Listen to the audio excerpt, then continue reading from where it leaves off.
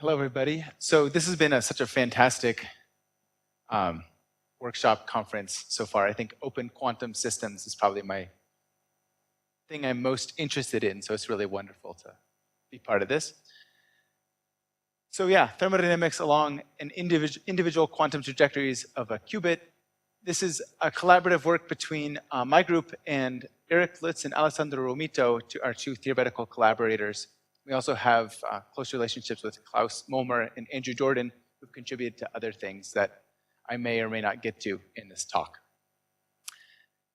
And yeah, so before we get too far into it, since this is an international conference, where in the world is St. Louis? Well, it's somewhere in the middle of the United States. It turns out to be very near the, if you weighted United States by the population density, it's exactly where you balance it.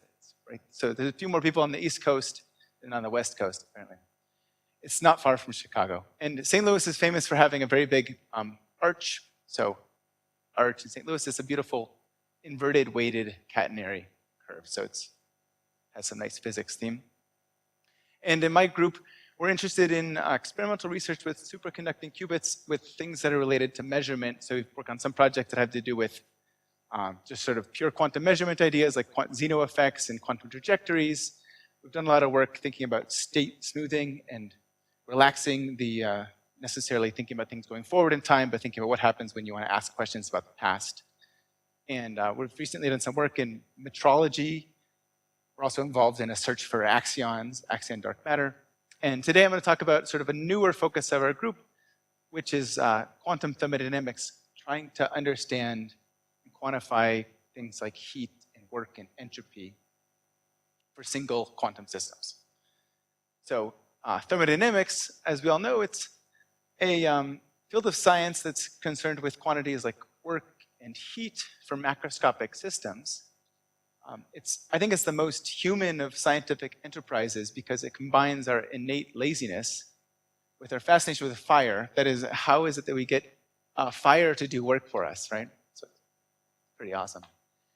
And one way to think about what we're trying to do is if you think about statistical mechanics, you can think about a gas at high temperature. We think about individual wave packets zipping around, but at low temperature, the quantum statistics matter. So if we have bosons, we get a Bose-Einstein condensate. If we have fermions, we had to get a degenerate Fermi gas, but the quantum mechanics starts to matter at low temperature. And I want to take this picture to a different regime. What if we had one quantum system in a box that could, for example, be in a superposition of these quantum energy levels? Can we quantify things like heat and work for a single quantum system in this case? So what I'm going to do is spend about 10 slides outlining the idea of what the basis of our experiments, sort of the theoretical idea, and then we'll get back into the nitty-gritty of the experiments and try to connect to all the things we've learned so far this week about superconducting qubits and open quantum systems. So start with some really basic things. In classical thermodynamics, work is defined as the change in energy of some isolated system. So if you have some gas and we apply some work, say compressing it, that work will turn into a change in internal energy, as long as it's isolated from the environment with some insulation. And if we remove this insulation and make it sort of an open classical system, then we would do some work on it, but not all that work will turn into a change in internal energy, and that difference is defined as heat. So the point I want to make here, which we'll come back to, is thermal isolation is important for distinguishing between heat and work. Okay, at the quantum level, we're talking about the quantum level, systems need not occupy definite states. Okay, so they can be in some superposition of states. And the way we talk about energy changes in this case to sort of be as concrete as possible is by considering transition probabilities between energy eigenstates. Okay? So you might do experiments where you prepare your qubit in its ground state, you let it evolve, and then you measure what's the probability that it transitioned to the excited state. So you do experiments many times to determine the probability. And so we can define a total energy change distribution in terms of these transition probabilities. Okay, so that's how we're going to quantify energy change.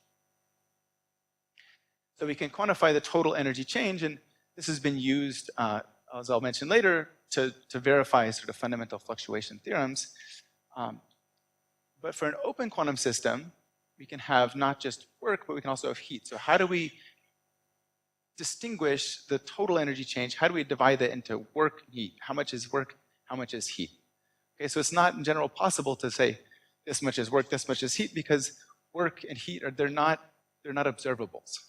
Okay, so generally we could say, well, it's not possible to tell if it's work or heat, and that might be true, except for if we have an open system, open quantum system where the environment can be monitored.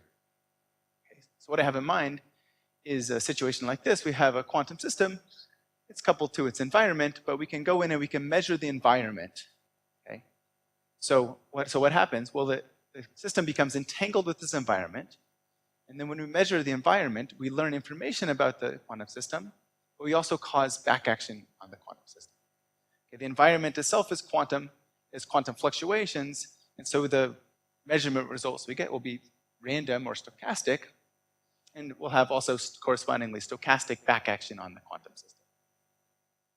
The point that's interesting here is that we can weakly measure the environment, or we can let it just entangle weakly with the environment, so that these measurements are not necessarily projective measurements. They can be weak measurements. You don't necessarily collapse this quantum system onto its eigenstates. We could in addition add some sort of unitary driving to make the dynamics more interesting, so we can drive the quantum system, and it can also be entangled with this environment, and we monitor its environment.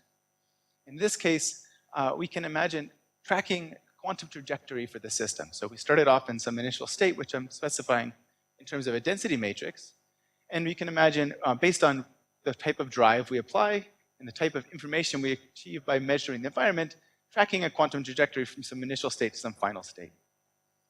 And I want to emphasize that this is a density matrix that represents our state of knowledge about a single quantum system for a single run of the experiment. It's not an ensemble average. So to emphasize that, I'll just put a tilde over it to remind us that this is just a single quantum system. And the gist of what we want to do is we want to break down this evolution from some initial state to some final state into little small increments. And what I want to specify is at each moment in time, the change in the state in terms of work and in terms of heat. So here, these delta W and delta Q, those are super operators that correspond to the work and the heat, components of the evolution of this quantum state. Okay. Maybe to put this another way, if I want to talk about the energy change of some quantum system, well, that's just the energy at some time t minus the energy at some time t minus dt earlier. Okay? So we can rearrange this equation. We have, so this is a trace of rho dh, so some part that has to do with the change in the Hamiltonian, and this other term here, which is h d rho. Okay, so the change in the state, again, I told you before, has both a component due to work and heat, or has stochastic parts and unitary parts, but it turns out, because of the cyclic property of the trace, that the unitary evolution, which is described by the commutator of the state with the Hamiltonian, doesn't contribute anything to this term. So we have these two terms that correspond to the total energy change, and the idea is to call this first term, which has to do with the change in the Hamiltonian, we'll call that work, and the second term, which has to do with changes in the state that aren't associated with this unitary drive, we'll call that the heat. Okay, so I think we might agree that this is the most natural definition. You change the Hamiltonian, you do work on a system. Other type of energy we can have is heat. So the idea is that that's what we want to say. This is the work, this is the heat, and we want to quantify these at the level of single quantum trajectories. So the basic thing I want to do is determine this heat and this work along these single trajectories, and then verify that these definitions are consistent with the first and second law of thermodynamics, showing that at least we have reasonable definitions of work and heat. And then we can go on from there and do some more thermodynamics. But we just want to get a sense of what work and heat is at the quantum level of a single quantum system, even if that makes sense at all. So that's what we're going to do. We'll verify the first law. We'll make some quantum feedback loop to effectively isolate the system. So we're going to use this idea of isolation to distinguish between work and heat. And we'll verify a generalization of the second law of thermodynamics, which is the Jarzynski equality. Yeah? please? Of course. So, can you move forward? Yeah. So you mentioned that both stochastic and unitary evolution, this term is 0, right? So this term here, the unitary part of this term is 0. Okay, so the only stochastic part. So there's a stochastic part still, and that part is not 0. And that's what I'm just finding as the heat. Thank you. Any other questions at the sort of basic theory level? Yes, Sean.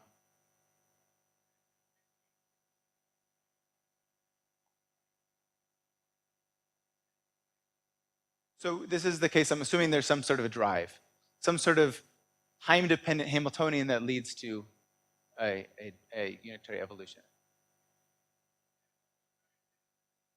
If there were no drive, then it's only heat, yeah. So the work comes from a change in the Hamiltonian. So if the Hamiltonian is just steady, the only energy change comes from heat. So the stochastic, you are sort of assuming that is coming from the environment. So the stochastic evolution is coming from that entanglement with the environment and then subsequent measurements of that environment. And all that. In all cases, this is still valid. Yes. In all cases, this is still valid. That's right. Okay, great. Okay, so let's talk about the experimental system. Michelle told us a lot about these superconducting qubits, and so we're doing an experiment with a transmon-style superconducting qubit, as you recall it, for certain parameter regimes in terms of the Josephson energy and the charging energy. We can arrange things so we have quantum energy levels, say 3 or 4 quantum energy levels in this potential formed by the circuit, and we'll just focus on the lowest 2 energy levels as our qubit. Okay. So we're going to take this transmon circuit, and actually what we'll do is we'll resonantly couple it to a superconducting cavity, and we'll arrange things such that the lowest energy level, lowest energy transition of the circuit is resonant with the resonant frequency of the cavity. Okay? So in this case, the light-matter interaction between the qubit and the cavity results in hybrid light-matter states. These are polariton states, so we call this a polariton qubit. And again, we just have 2 lowest energy levels. We'll call this the ground state. We'll call this the excited state. And that'll be our qubit. It's this hybrid qubit formed between the transmon circuit and the cavity.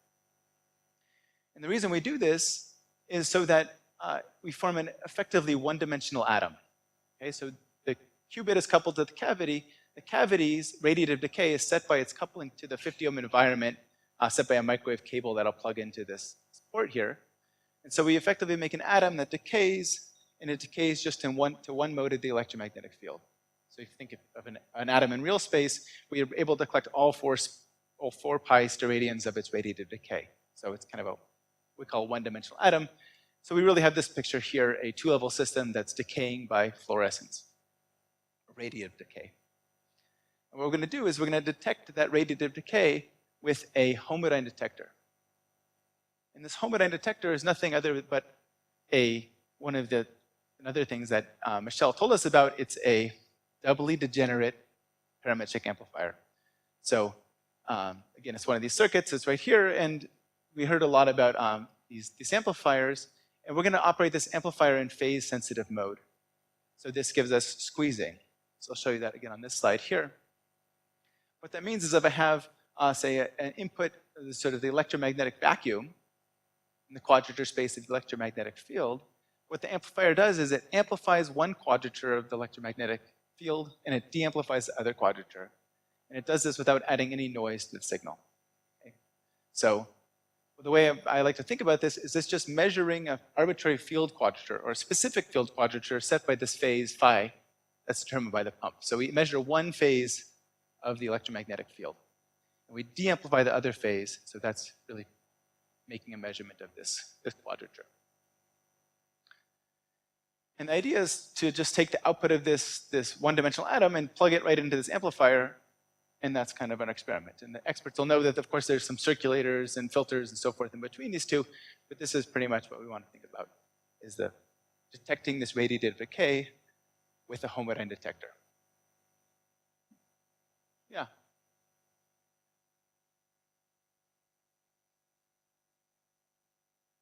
It's an aluminum cavity. So we tune it by design, and it takes a couple tries to get everything right. But it doesn't have to be perfectly in resonance. We just want the qubit to be per cell, its per cell decay to be relatively rapid. You want it to be the fastest decay rate for that qubit. So you saw on the previous slide, the T1 time of this is about 600 nanoseconds. So it decays very rapidly into this transmission line.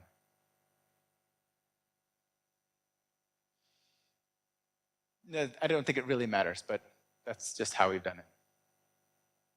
Okay, so what is this? So we're going to do Homodyne measurement of this fluorescence.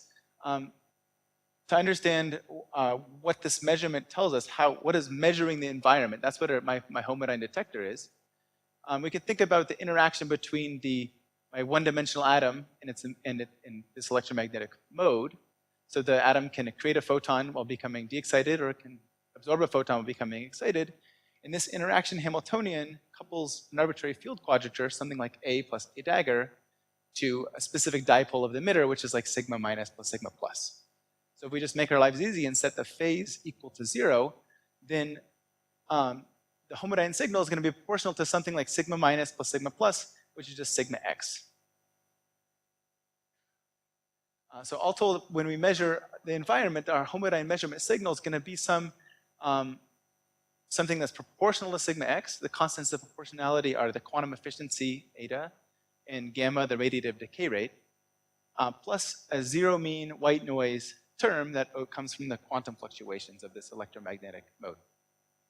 Okay? So our signal is proportional to sigma x plus noise. So we can do a quick experiment to just check that that makes sense. So what we'll do is we'll apply a pi/2 pulse to the qubit to prepare it along plus x. And then we'll just measure the Homodyne signal for some short increment thereafter. If you want to think about this in NMR language, we're just going to look at the free induction decay of this single spin. And we'll compare, we'll do that a lot. We'll make a histogram of those results, and we'll compare that to the case where we prepare the minus x superposition state of this qubit. Okay, so that's what I get. We find that when it's plus x, the distribution is shifted slightly to the right, and when it's minus x, it's shifted slightly to the left. So the signal is dominated by noise. So we have a very small mean value shift of the mean, and we have lots of white noise. So this puts us in the regime of weak measurement. So it's mean value sigma x plus white noise. Okay, so let me give you just a little intuition into the dynamics of this decay. Simone was nice enough to mention that there's sort of the radiative decay process is coherent, and I'll show you what that means in this slide. So this is probably the most complicated experiment I'll show you. What we'll do is we'll prepare the qubit in the excited state, so that's down at the bottom of the block sphere in our language. We'll let it decay for some period of time. We'll just average the Homodyne signal, and then we'll do quantum state tomography.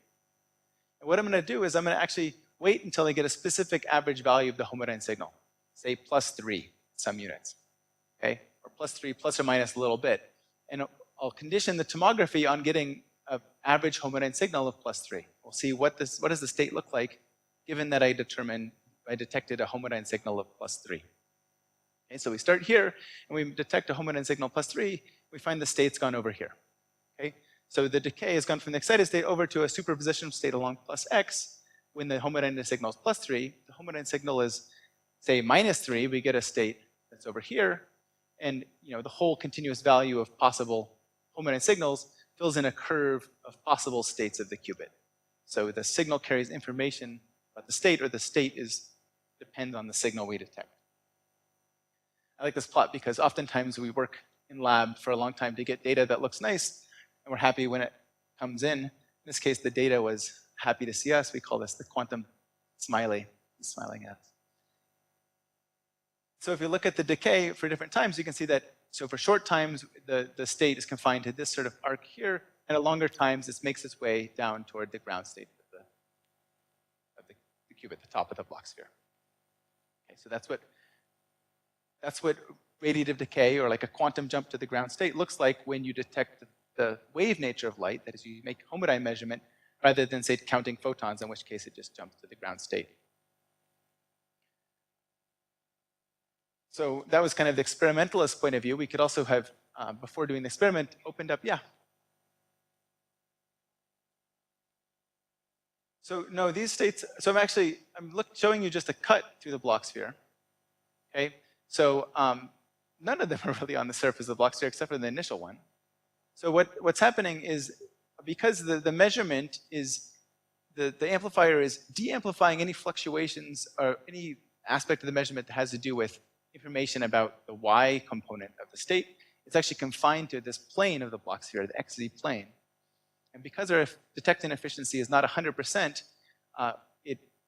we end up with some mixed states. So actually we occupy different states in the interior of the Bloch sphere. Yeah. So if the detector was 100% efficient, it can only go one of two ways. It would go this way, or it would go this way.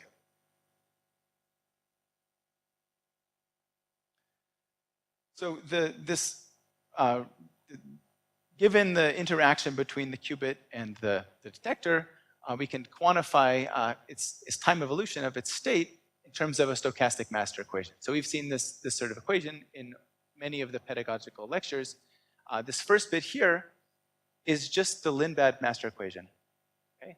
And what we've added on is another term here, which is a stochastic term that accounts for the measurement results that we get with our detector. Okay, so these are just different superoperators. And I can plug in what these dissipation superoperator is and the jump superoperator is and express the whole thing in terms of block components, and I get some just fairly complicated stochastic differential equations. Okay, so that tells me what I do with my measurement signal. Here's my measurement signal. I plug it into these equations, and then that tells me what the state in block vector components, how it evolves in time. So I have one run of the experiment, gives me one noisy signal. I can look at how that results in a single quantum trajectory between the excited state and the ground state.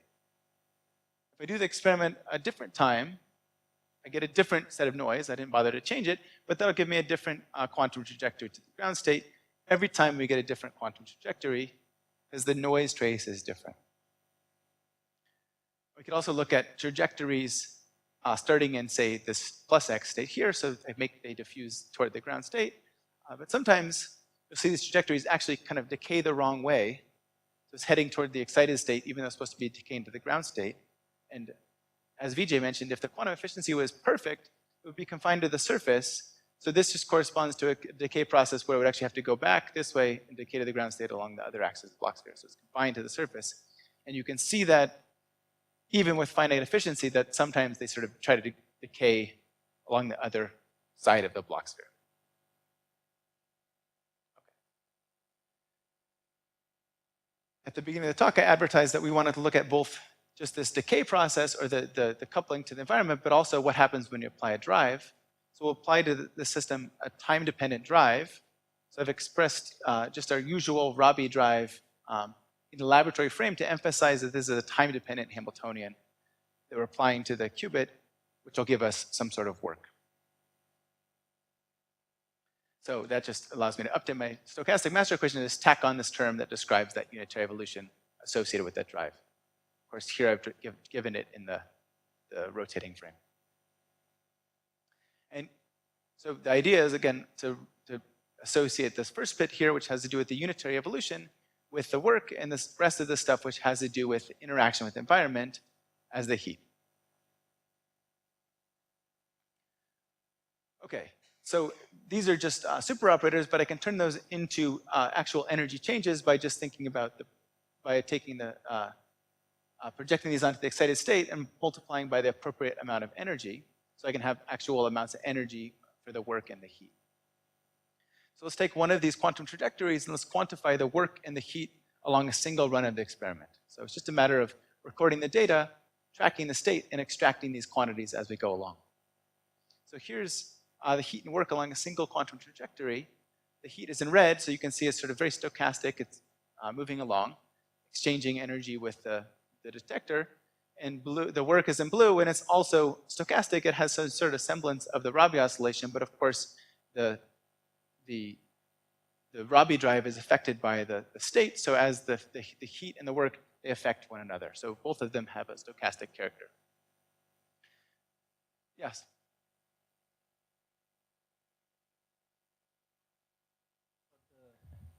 Yes, so both of these terms have to do with the coupling to the measurement. The measurement device. Yeah, the measurement device. Or it could, this term here could also include coupling to other degrees of freedom that we can't monitor. But like, for example, since we have finite efficiency, we're not able to detect all of the emitted light by the qubit. But so that just turns into some extra decoherence. But we're just adding that into our definition of the heat. So we have one piece has to do with the driving, and then everything else is the heat. Okay. No, because you have the same gamma. I mean, like in the. Yeah. So this is the same. So this is the standard Lindblad master equation term, and this is the stochastic term we've added on. So this thing is just going to damp the state, but the stochastic term is going to change the state in a way proportional to our measurement that comes from a measurement record. In the limit of perfect efficiency, the dynamics are perfectly pure. So sort of this term cancels out any damping due to this term. Yeah. Where does T1, T2 enter here, or like is it a completely separated time scale? So where does T1 and T2 enter? So T1 is exactly 1 over gamma. Okay? And T2 is roughly 1 over 2 T1. So that all the dephasing, all the decay is given by this gamma here.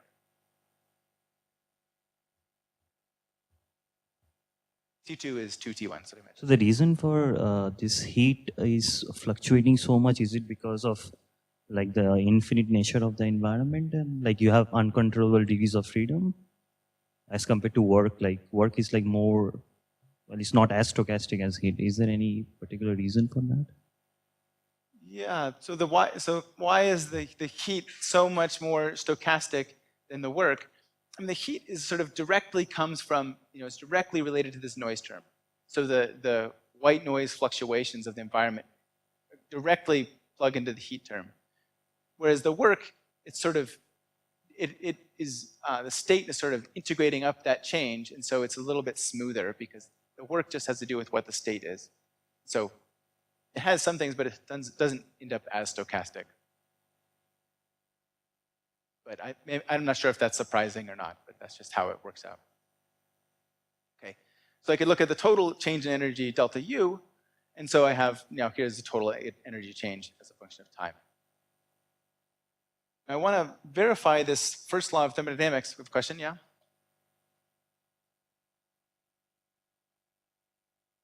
If you didn't actually monitor your trajectory, yeah, wouldn't both dq and dw look very non-stochastic? Like they would just be continuous? Absolutely, yeah. Without any noise? Yes.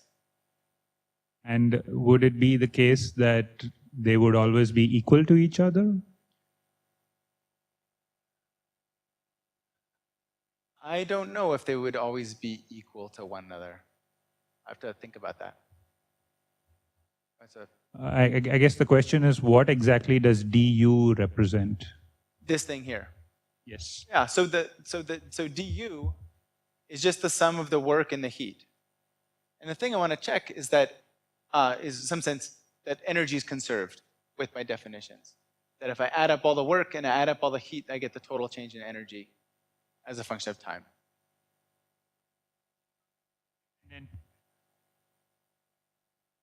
That's what I'll do right now. Okay, so I'll integrate this d delta U up over time, and this just gives me how the total energy of the qubit evolves in time. This is the same as the probability of it being in the excited state. Okay, so I want to check that this delta U tilde, which has to do with the individual trajectory, that's really equal to the total change in energy of the qubit. Okay, and as I mentioned at the beginning of the talk, the idea is to use projective measurements. That's how we quantify absolute energy changes. We look at transition probabilities. So if I focus my attention at some time here, say 3.5 microseconds into the experiment, where the change in energy is purported to be something like 0.7 times the qubit energy, I want to check that that's really what the change in energy is. So what I'll do is I'll do a series of experiments where I prepare the qubit in a ground state, let it evolve for that amount of time.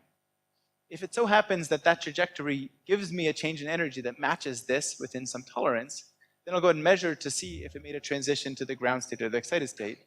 do this many, many times to determine the transition probability, and therefore determine, using these projective measurements, what the change in energy is. And when I do that, I get a change in energy that matches this quite well. So yeah, I'm weekly measuring while this happens here. And I can't ever turn the measurement off. It's just radiative decay, so I'm always measuring. Okay, so I can do that same test at all points in time, and I find, oh yeah, so as this single trajectory evolved around, at each point in time, when it said that the change in energy was some amount, it turns out that really is the same amount of energy I get if I test on an ensemble of trajectories that have the same behavior. Patrice.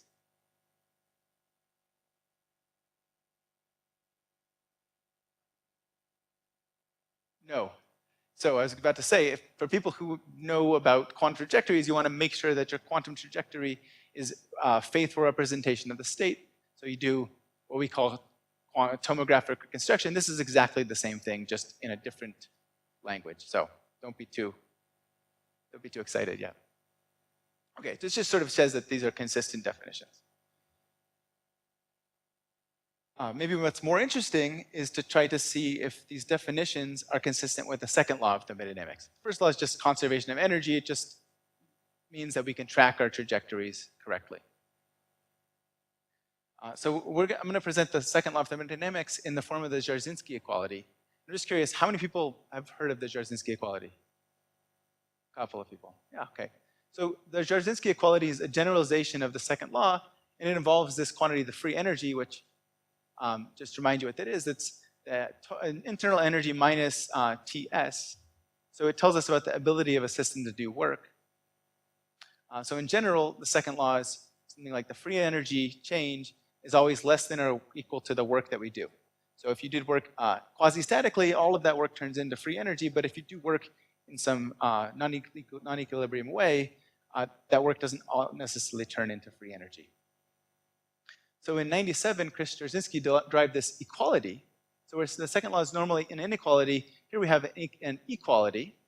It's kind of nice. And the idea is if we have some system that we're driving from some initial state to some final state, and we want to know the free energy, all I have to do is look at the distribution of work done on the system and average over the ensemble. So I can imagine doing work to the system as it evolves along, and I average over an ensemble of such trajectories, and I find that I can calculate the change in free energy. So it's a pretty spectacular result. Or it's completely trivial, depending on who you ask.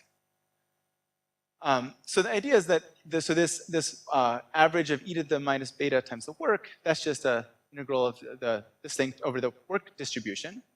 Now, if the system was closed, then the work would be equal to the total change in energy. And so I could easily get this work distribution from the total energy change distribution, which I told you how to measure with the transition probabilities. And we could verify the Jarzynski equality. And this was done in 2004 and 2015 in a trapped ion experiment and an NMR experiment. But these are closed quantum systems. Okay? In our case, the total change in energy has both work and heat.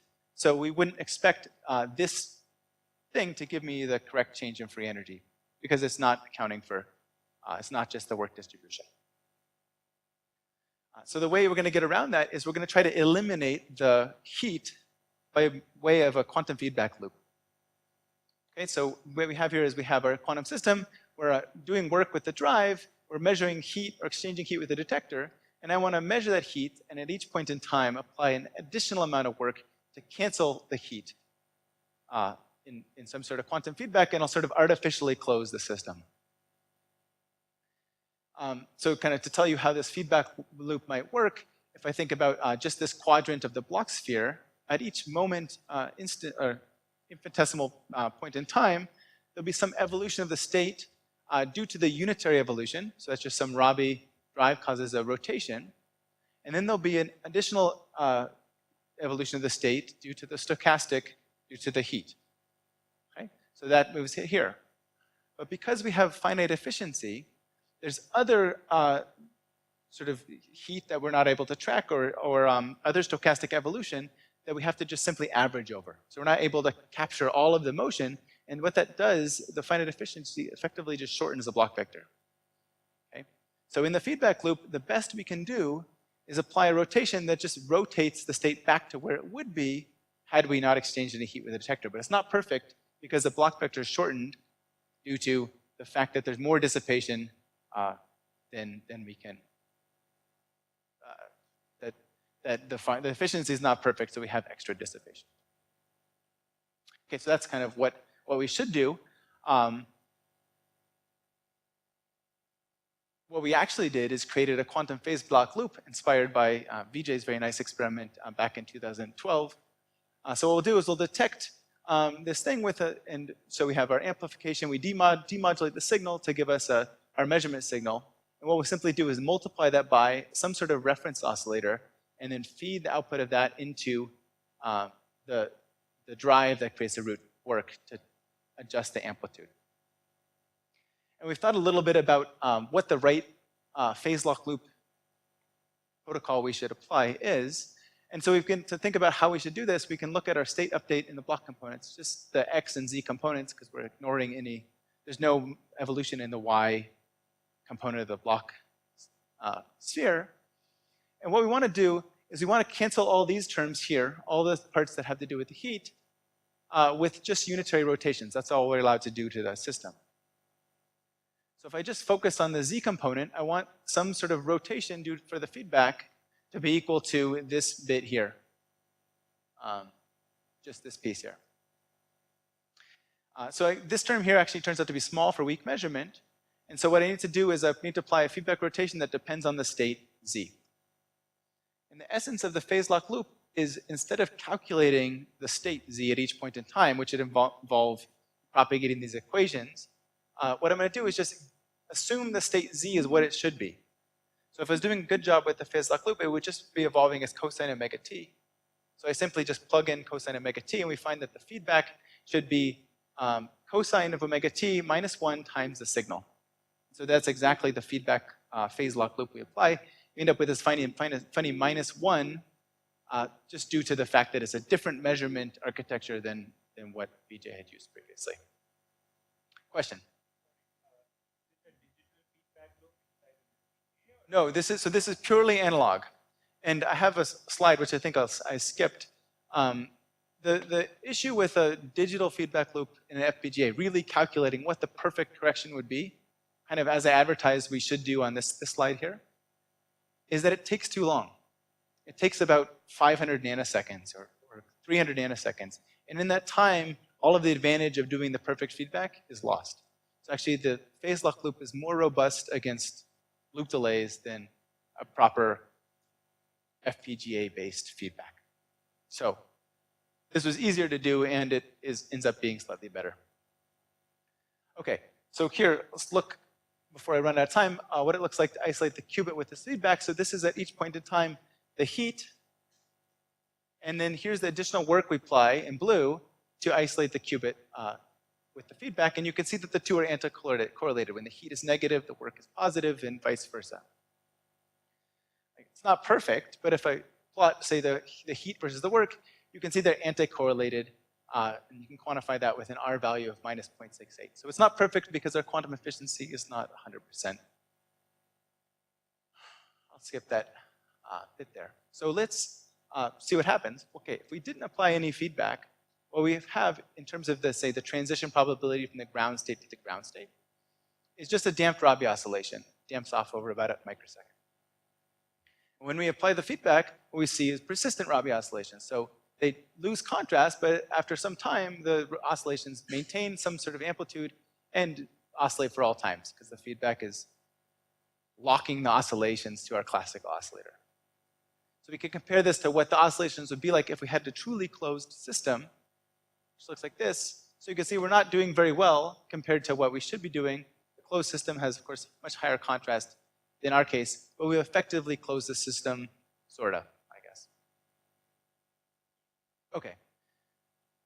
So the transition probabilities oscillate as with the closed system, but with slightly lower contrast. Okay, let's go verify this Jarzynski equality. So what I need to do here is I need to perform a series of experiments where I prepare the qubit in the ground state, I let it evolve, measure the transition probability from the ground state to the ground state to the excited state, I need to compare it in excited state. I need to measure those transition probabilities. So there's 4 transition probabilities I need to measure to determine the total energy change distribution. So that's this piece here. That has to be weighted by the initial state probability, which has to do with the initial temperature of the qubit, which turns out to correspond to about a 3% excited state population. And so that gives me the total energy change distribution. Okay, so the idea is when I've applied the feedback loop, the total energy change distribution is equal to the work distribution. So this thing should give me the change in free energy. Okay, so let's see what we do. Okay, without any feedback, we have some sort of curve that we've got from calculating the change in free energy by applying the Jarzynski equality. We should compare this to what we expect, which is 0, that the initial and final Hamiltonians are the same. So the free energy change is 0. And so you can see that without feedback, we have big deviations from 0, and at long times, there's sort of a constant deviation. So when we apply the feedback loop, we then eliminate the heat so that the total energy change distribution better reflects the work distribution. What we see is we see much better agreement with free energy change of 0, but again, it's not perfect because our quantum efficiency is not perfect. So we can look at that a little more carefully. If I look here where the deviations are worst and zoom in, I can see here's with no feedback and here's with feedback, and I can perform simulations, and I find the simulations match our experimental data quite well. So since the simulations match so well, I could think about, well, what would happen if we turned the efficiency up just a little bit? Say to 0.7 or all the way to 1, well, we see that these deviations completely disappear. So the point is that if we had higher efficiency, we would be able to really eliminate all of the heat from the evolution, and then we'd have agreement with the Jarzynski equality. And what this proves is that we've quickly identified the heat, because if we misidentified the heat, then in eliminating it, we would change the work distribution, and we would no longer agree with the Jarzynski equality. Okay. So we have initial and final Hamiltonians are the same, so expect delta F equals 0. The feedback makes things better by a factor of 2, and the residual deviation is due to the finite quantum efficiency. So I'm going to make my summary right now. So far, just the summary period. So we identified heat and work along single quantum trajectories. We were able to verify that the sum of the heat and the work leads to the total change in energy. And then we use this feedback loop to compensate for the heat with additional work, and therefore violated the Jarzynski equality a whole lot less. So agreement with the Jarzynski equality. So I'll stop there, and thank you for your attention. Thank you for the wonderful talk. So questions? DJ.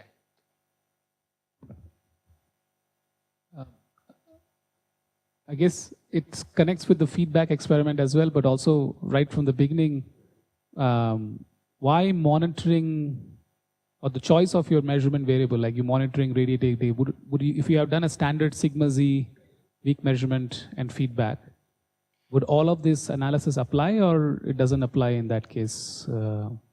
Yeah, okay. Because here, I mean, I can see that here the coupling to the bath is the quantity you're detecting, but in a conventional sigma z measurement, that's not really, it's not radiative decay. So there's the reason, so we could have done this equally well, and actually we did do this with standard sigma z measurement as well. The thing about the dispersive sigma z measurement is that it results in symmetric transition probabilities between the ground state and the excited state. And for somewhat embarrassing reasons, that symmetry means that we agree with the Jarzynski equality even if we don't do any feedback. Just sort of everything kind of cancels out in a way so then you can't really show, oh look, we're doing better than no feedback because everything just sort of agrees with it. With this measurement operator, the transition probabilities are asymmetric, and that gives us sort of a disagreement with Jarzynski equality if we don't compensate for the heat. So it's a better case to show that the feedback's effective than the dispersive sigma z measurement. So it's just to create an asymmetry in the transition rates. Yeah. Okay. So why feeding back the heat into the system as opposed to simply tracking it and take it into account when you evaluate the Jarzynski equality? Now, if your detection efficiency is 1, essentially you have artificially recreated a closed system but you have not verified Jarzynski equality in a truly open system. Yeah, great question. So ideally, the Jarzynski equality applies in an open system where it's exchanging heat with its environment. You just need to measure the work distribution. And so we have the work distribution because we can track the work. So you'd think, we'll just calculate the change in free energy just from the work. Well, it turns out that quantum mechanics gets in the way. Okay? You think about this Rabi rotation, the work changes the state, and so the work depends on the heat, and the heat depends on the work. And the two become intertwined in a way that no longer works. So there's a correction to the Jarzynski equality, or there's a fact that the work and the heat affect one another because of the coherence of the qubit. That means that they treat it more carefully. That you can't just take the work distribution and get the change in free energy. So it's something we've just realized, in doing this work, but that's something we'll investigate further. So it tells us about a truly quantum correction or to the Jarzynski equality. You cannot distinguish heat and work is also partly true in classical system. Is there something quantum about it? Say that again? I mean, the fact that you cannot distinguish heat from work, if you have a system coupled to an environment, may apply to some classical systems too. Is there something really quantum in it? About this? in that case there. About our inability to distinguish heat and work by simply, let's say, looking at the state of the system at different times. I don't know if there's something particularly quantum about that. So okay. I think what is quantum is the way that the heat affects the work and the work affects the heat via the coherence. So that's something that would not be the case in a classical system. Sure, that's true. This would work. Okay, what are the limits on when this analysis? So my sense is that this approach of identifying heat and work works in every case. So there's some approaches, and this is really more of something for the theorists, my collaborators, to debate with their colleagues. There's a quantum jump approach that requires an equilibrium reservoir and a detailed balance condition between the qubit and the reservoir, and that doesn't work in this case because here we don't have an equilibrium reservoir, we don't have a detailed balance condition, we just have decay into the environment. So I think that this approach of breaking the continuous evolution to heat and work works in, I can't think of a case where that's not applicable, although I can't guarantee that's the case. So since you don't have detailed when, so what is beta in your thing when you do Jarzynski? So beta is inverse temperature, in our case in units of the qubit energy, is about 3.5. So that corresponds to a effective temperature, let's use the word effective, of about 90 millikelvin.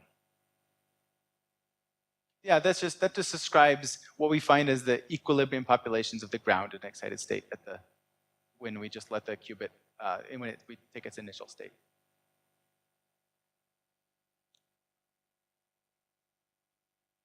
No, really, a thermal environment at that temperature. So, yeah, the thermal environment was supposed to be 17 millikelvin or whatever the temperature of our fridge is, but in many of these superconducting qubit experiments, the sort of effective temperature of its photon and bath environment that sets its ground and excited state populations is a little bit higher than that. So in our case, corresponded to an effective temperature of 90 millikelvin. Now, it turns out that the temperature doesn't really matter here. It just sets an overall scale to the free energy. So it's just sort of a parameter we put in there because there's a beta in the equations, but it doesn't really affect our conclusions. It's just an overall scaling factor. One of the things we want to do in the future is find a way to actually control the temperature and look at these effects as we actually change the effective temperature of the qubit. And that requires a way to sort of actually create an equilibrium bath interaction, which is something we'll be pursuing. No, so in the simulations, we kept the feedback delays. The feedback delay is about 100 nanoseconds. Thank you all. So let's thank the speaker once more.